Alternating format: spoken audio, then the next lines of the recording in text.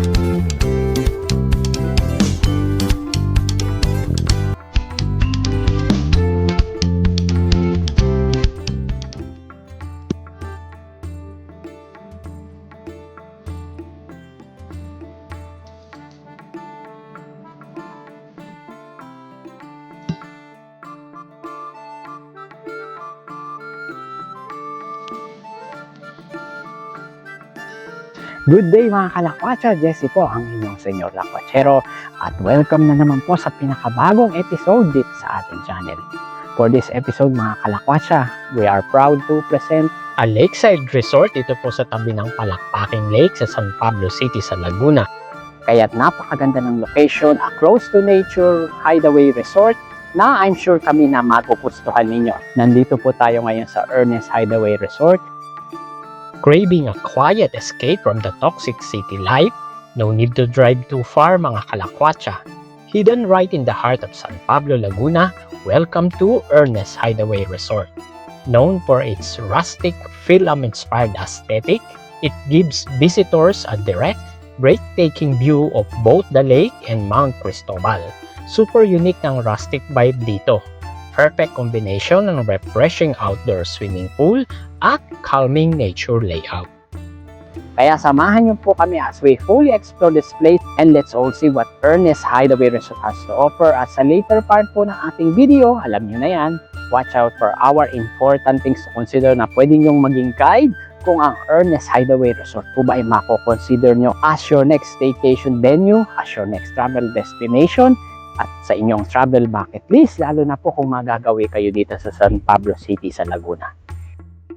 Uy mga kalakwatsa, kung nagustuhan nyo po ang video namin ito, please like and share to your friends and loved ones. At hinihingi po namin ang inyong suporta.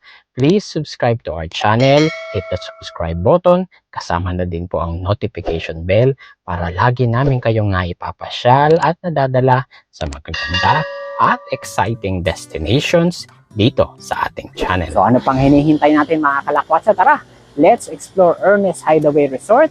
Lakwatsa na po tayo, let's go!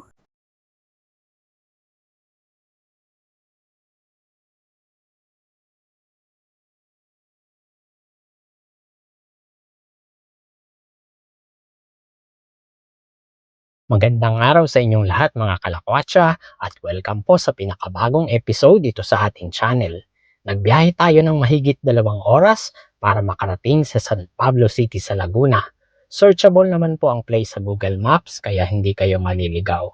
Along the road, makikita nyo na ang signage ng resort at heto po ang kanilang spacious parking area. Matatagpuan ito mismo sa tabi ng Palakpaking Lake, isa sa tanyag na 7 lakes ng San Pablo City. Kita kaagad ang rustic countryside vibe. Presko ang simoy ng hangin dahil napaliligiran ng buong property ng mga punong kahoy at mga namumulaklak at ornamental na halaman. Bubungad sa inyong pagpasok ang kanilang Felicity Hall. Ito ang nagsisilbing welcoming area ng Ernest Hideaway Resort. With very spacious at maraming tables and chairs to relax, mag-unwind, magbasa ng libro o di kaya ay i-appreciate ang nature na bumabalot sa Ernest Hideaway Resort. Paglabas ng Felicity Hall ay ang kanilang main garden area. Yung garden chairs, mga stone pots at lampposts ang nagbibigay ng rustic touch na tamang-tama for a laid-back mood. Perfect spot to drink coffee o kaya i-enjoy lang ang katahimikang dala ng spot na ito. At this point mga kalakwatsa, pakita namin sa inyo ang ating accommodations. Room tour po tayo ng family room ng Ernest Hideaway Resort. Mayroong queen size bed na very comfortable, plus may pull-out bed pa po yan for more sleeping capacity. This family room can accommodate up to 5 persons per resort listing. With electric fan provided, air condition din po ang room, may table at chairs na pwede ninyong gawing working area, sakto ang mga decorations na nilagay nila sa wall to complement yung rustic countryside vibe ng lugar. And for the bookworms out there, may extensive collection sila ng libro right above the bed. Sulit ito kung love nyo ang pagbabasa while lying sa kanilang comfortable bed.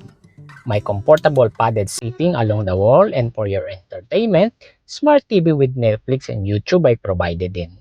This family room has its own toilet and bathroom provided, so no need nang lumabas for your hygiene and personal cleaning needs.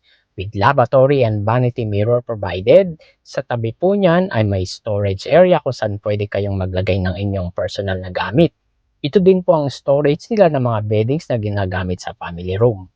With spacious shower area na may heater, kaya naman plus factor ito dahil bukod sa comfortable room to stay with entertainment provided at syempre may enough privacy din kayo. Malaking factor for you to consider choosing this family room when visiting Ernest Hideaway Resort. Type nyo bang magluto ng inyong mga sariling pagkain during your stay? Nako, perfect sa inyo ang kanilang fully functional kitchen. May refrigerator, may sink, plates, pans, at iba pang kitchen utensils kaya hassle-free ang inyong dining experience dito sa resort. May available na gas stove at rice cooker to complete yung inyong cooking essentials. Even drinking water ay provided na din. At dito kayo kakain sa kanilang mahabang wooden table na may overlooking view ng Lake Palakpakin. Kaya naman, perfect spot ito, lalo na kung breakfast dahil kasabay ng inyong paghigop ng mainit na kape, ay maririnig naman ang mga huni ng ibon na parang musika sa isang magandang umaga.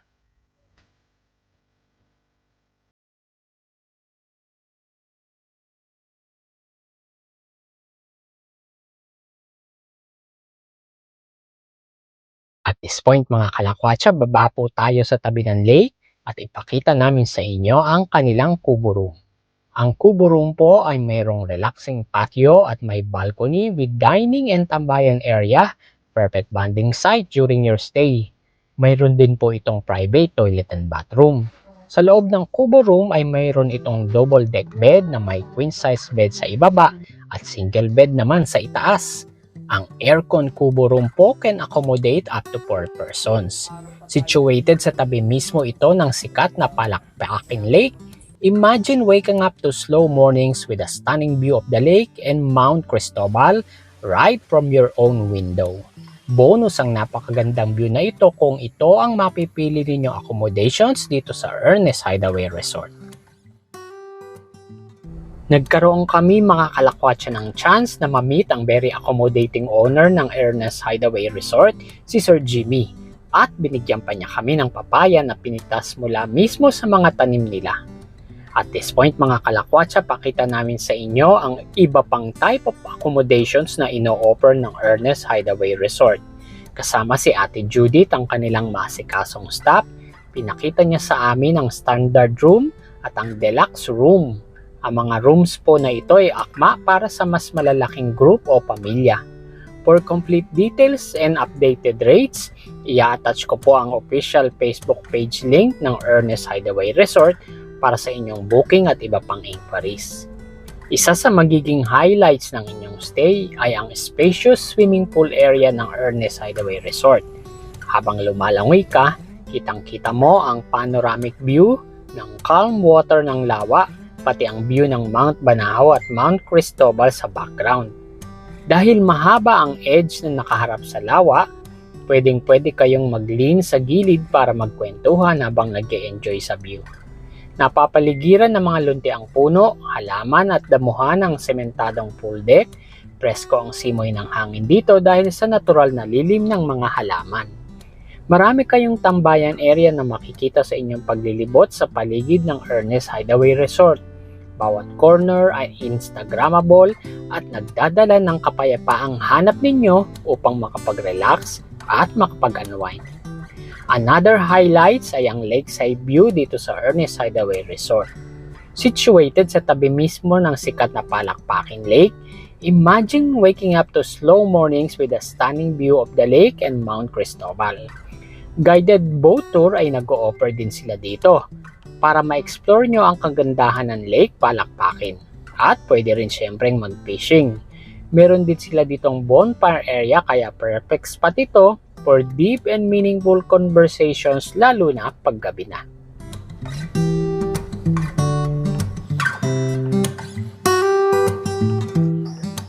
Okay, time check mga kalakwatsa. It's almost 7 p.m. dito sa Ernest Hideaway Resort dito po sa San Pablo City sa Laguna. Halos patapos na po ang ating first day of stay. Pakita po namin sa inyo ang ambience sa loob ng resort pagka ganitong gabi na.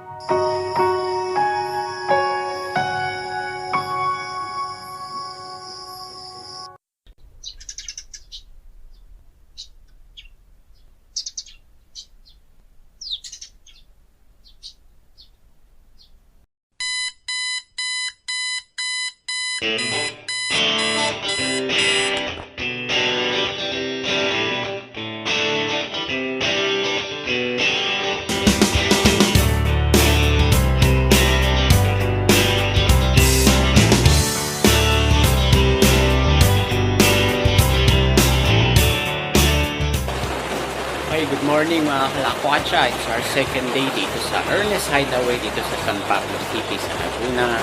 It's a brand new day, a brand new hope, a brand new beginning, and we thank the Lord for all of His blessings.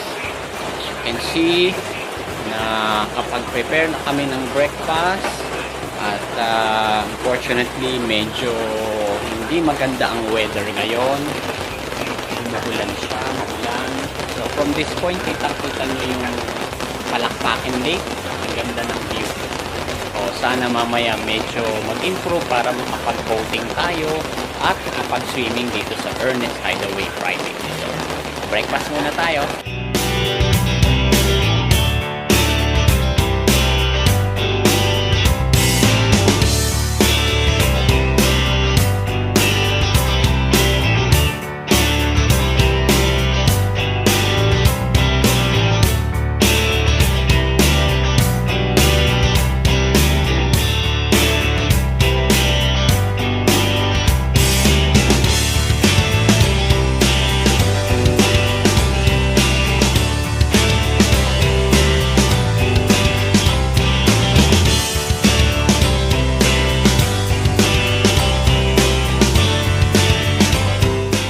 After ng breakfast, nagpahinga lang kami sandali and nag-proceed na kami para makapag-swimming sa napakagandang swimming pool area ng Ernest Hideaway Resort.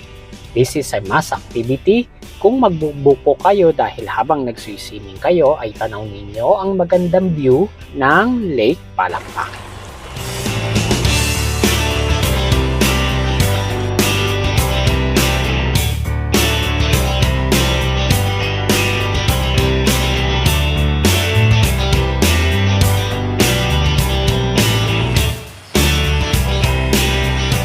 Okay mga kalakwatsa, as we wrap up our stay dito sa Ernest Hideaway dito po sa San Pablo City sa Laguna, here are some important things to consider. Very affordable ang room rates dito sa Ernest Hideaway Resort. Meron kayong option to avail a day tour or overnight stay. May mga rooms at packages din na available for small and large groups. Mas mabuting mag-book ahead sa pamamagitan ng pag-message sa Ernest Hideaway Resort Facebook page. Pwede kayong magdala ng mga sariling pagkain at snacks dahil walang heavy corkage restrictions para sa sariling baon. Kung magbubook kayo ng barkada o family room, libre ang paggamit ng gas stove para makapagluto kayo ng sarili ninyong meals. Matatagpuan ang resort sa harap mismo ng Palakpakin Lake, kaya asahan ang napakagandang view ng lawa at Mount Banahaw and Mount Cristobal. Nag-o-offer sila ng fire pit activity tuwing gabi na perfect para sa malamig na probinsya breeze habang nagre-relax. Napaliligiran ng lugar ng mga puno at halaman, kaya asahan ang tunog ng mga ibon at cricket sa gabi. Dahil nga lakeside at nature-centric ang accommodation, magdala po kayo ng insect o mosquito repellent para iwas kagat ng lamok lalo na sa gabi. Sa pag-explore ng Ernest Hideaway Resort, may mga sections po na matarik at pataas, kaya ito ay i-consider nyo lalo na kung may mga kasama kayong senior citizen at PWD. We're very fortunate na ma-meet ang owner ng Ernest Hideaway Resort, si Kuya Jimmy at si Ate Lea, and they are the perfect hosts para sa amin. We even had a lengthy conversations about life experiences. Binigyan pa nila kami ng room upgrade for free dahil kami lang ang bisita sa resort during our stay. Super maasikaso din ang kanilang mga staff, si Ate Judith at si Melchor, kaya lalong naging comfortable at masaya ang aming stay dito sa Ernest Hideaway Resort. Ang resort ay matatagpuan sa Purok 3, Barangay San Lorenzo, San Pablo City sa Laguna. Madali lang itong hanapin sa Waze o Google Maps sa pamamagitan ng pag-search sa exact name. Uy mga kalakwatsa, kung nagustuhan niyo po ang video namin ito, please like and share to your friends and loved ones. Any reaction po and questions with regards to this video, pakilagay niyo po dyan sa comment sections. At hinihingi po namin ang inyong suporta. Please subscribe to our channel, hit the subscribe button, kasama na din po ang notification bell para lagi namin kayong naipapasyal at nadadala sa magaganda at exciting destinations dito sa ating channel. Uy, siya nga pala mga kalakwatsa, for regular updates, iniimbitahan po namin kayo to follow us sa aming other social media accounts, kagaya po sa Facebook, Instagram, at sa TikTok. Kita-kits! Don't worry po, i-attach ko yung kanilang official Facebook page para po sa inyong booking at further inquiries. Maraming salamat po mga kalakwatsa sa inyong suporta at panonood. We appreciate your support po sa aming channel. Until our next episode, bye-bye for now. God bless you all.